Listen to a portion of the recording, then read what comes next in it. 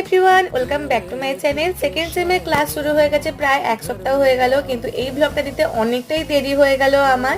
তো ক্লাসের মাঝখানে গিয়ে আগে আমরা খেয়ে নিলাম, কারণ আমাদের প্রচন্ড খিদে পেয়েছিল। আর সেকেন্ড হাফে ইসিতা দুটো আম নিয়ে এসেছিল, সেই আমগুলোকে আমরা নুন লঙ্কা মাখিয়ে কেটে খেলাম সবাই মিলে ভাগ করে। আর আমার এই কলেজের ব্লগসগুলোতে প্রচুর কমেন্ট আছে যে সিটি কলেজ কেমন বা কিভাবে আমরা অ্যাডমিশন নেব বা অন্যান্য ইনফরমেশন। দেখো, অফিসিয়াল ইনফরমেশন আমার পক্ষে দেওয়া সম্ভব নয়।